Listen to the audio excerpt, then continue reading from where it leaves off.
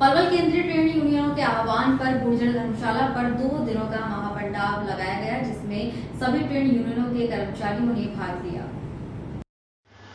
किसान सभा पलवल के जिला प्रधान धर्मचंद और CITU के जिला प्रधान रमेश चंद्र ने बताया कि ट्रेड यूनियन के आह्वान पर 2 दिवसीय महापड़ाव डाला गया है। उन्होंने कहा कि हरियाणा व केंद्र की सरकार लगातार कर्मचारी, किसान व मजदूर विरोधी नीतियों को तीव्र गति से लागू कर रही है, जिस कारण आम आदमी का जीना मुश्किल हो गया है।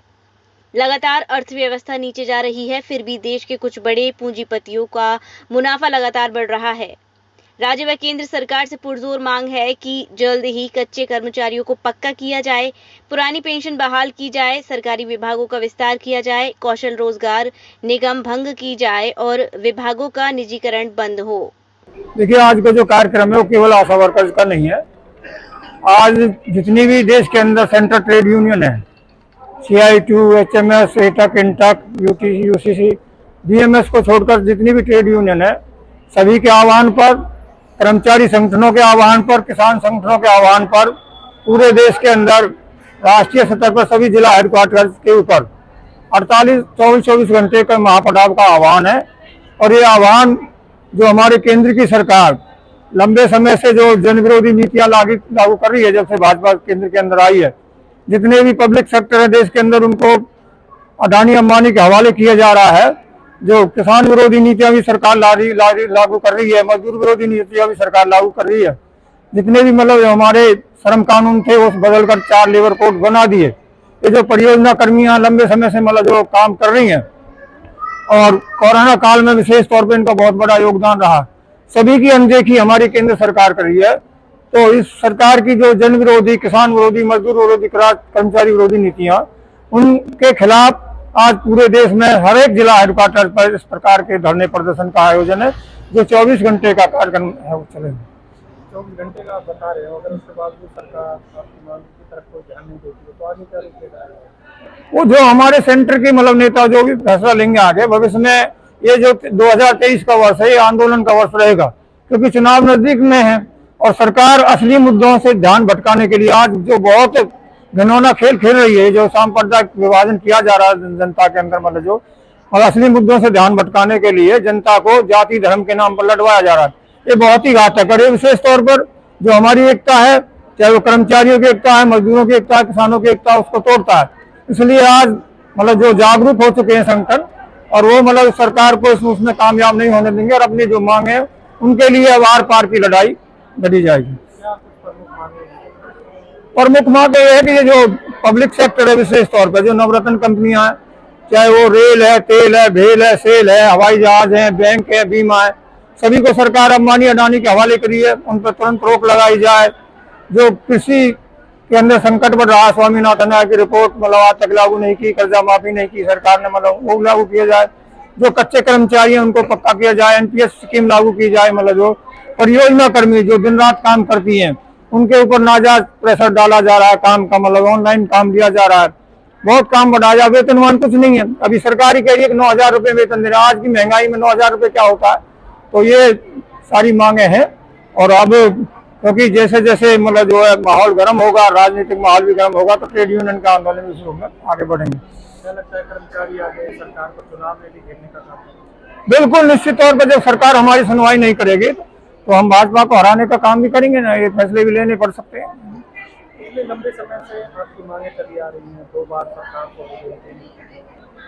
देखिए, जहाँ तक मांगों की बात है वो तो लंबे समय से चली आ रही है। मतलब जो पीछे कांग्रेस सरकार के टाइम में भी थी, जो उदारीकरण, वैश्वीकरण, निजीकरण की नीतियां वो कांग्रेस सरकार के टाइम में भी थी, परंतु उतनी तेज नहीं थी जितनी तेजी से ये सरकार लगी। अब आप तो पत्रकार, आप जानते होंगे कि पूरी दुनिया के अंदर जो ये कोरोना काल था, मतलब जो है सभी के जो है ना वो घटी, मतलब जो इनकम घटी, सोर्स ऑफ इनकम सभी के घटे और एक आर्थिक संकट था। मतलब जो कॉर्पोरेट घराने उनके भी मुनाफे घटे। हिंदुस्तान केवल मात्र एक ऐसा देश है पूरी दुनिया के अंदर जिसमें अंबानी अडानी की प्रॉपर्टी कोरोना काल में बढ़ी और एक 609 नंबर का मतलब जो रईस वो पूरी दुनिया में दूसरे नंबर पर पहुंच जाता है। ये ऐसे ही नहीं है, मतलब जो सरकार का जो आशीर्वाद है, मतलब जो सारे संसाधन उनको बताए जा रहे हैं। कितनी यूनियनों के टोटल आज पलवल में जो कर्मचारियों पर आधार है? एक्चुअली तो मैंने जो सारे नाम पहले बताए इसमें सभी हैं, बाकी पलवल के अंदर मेनली थोड़ी दिक्कत ये है कि यहाँ संगठन मतलब जो ट्रेड यूनियन में CITU है, दूसरे कोई संगठन यहाँ है नहीं। कर्मचारियों में सर्व कर्मचारी संघ हरियाणा कर्मचारी महासंघ है, अखिल भारतीय किसान सभा, रिटायर्ड कर्मचारी संघ ये इसमें शामिल है। ये जो आज महापड़ाव है 9 और 10 अगस्त 2023 के लिए, ये पूरे देश के स्तर पर जो ज्वाइंट ट्रेड यूनियन में काम कर रही हैं उनके आह्वान के ऊपर ये जो महापड़ाव डाला गया है। और जहां तक मांगों की बात है, निश्चित तौर पर हम ये कह सकते हैं लंबे समय से तमाम जितने भी वर्ग हैं, चाहे वो मजदूर है, चाहे किसान है, चाहे कर्मचारी है, चाहे छात्र हैं, तमाम वर्गों की अनदेखी सरकारें कर रही हैं। और हम ये भी कह सकते हैं कि निश्चित तौर पर जब हमारी लड़ाई आगे बढ़ती है एकता के साथ में, तो उस एकता को तोड़ने का प्रयास भी सरकार बहुत सारे षड्यंत्रों को हमारे बीच में डालकर उसको एकता को तोड़ने का प्रयास भी करती है। और जहां तक मांगों की बात है, हमारे बीच में जो मांग है मुख्य तौर पर एक तो श्रम कानून है, जो हमने बहुत लंबे आंदोलन के बाद में श्रम कानून बनवाए गए थे। 44 श्रम कानून है इस देश के अंदर जो संसद के द्वारा पारित किए गए थे।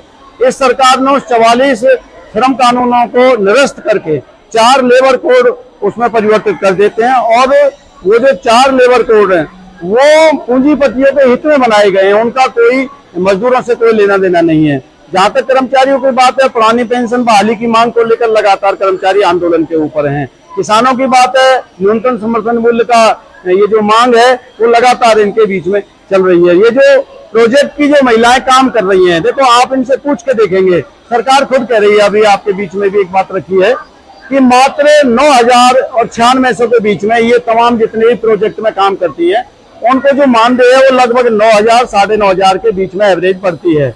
अब आप रोजाना की अगर आप उसको कैलकुलेट करोगे तो लगभग 300 सवा 300 रुपए रोजाना उनको पड़ते हैं।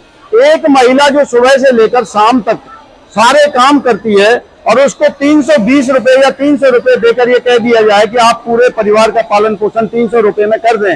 जो मंत्री है, जो सरकार 300 रुपए का जो बखान कर रही है, हम ये पूछना चाहते हैं, आज 200 रुपए किलो के टमाटर हैं, आज आपके 350 400 रुपए तो अदरक है।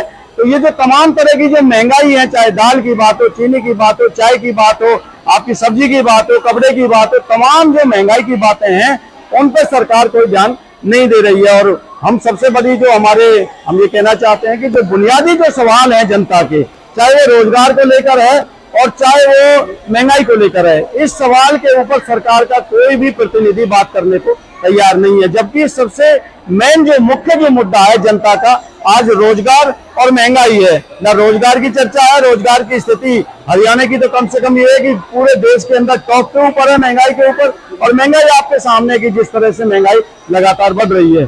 तो ये जो स्थिति है, इनको लेकर ये तमाम हमारे जो ये आंदोलन है, आज जो महापड़ाव है, ये इन तमाम मुद्दों को लेकर हैं। ये जो सारे मुद्दे आपके बीच में हमने रखे हैं। महापड़ाव यहीं गुजर धर्मशाला में ही हम रखेंगे, ये कल भी हम जारी रखेंगे।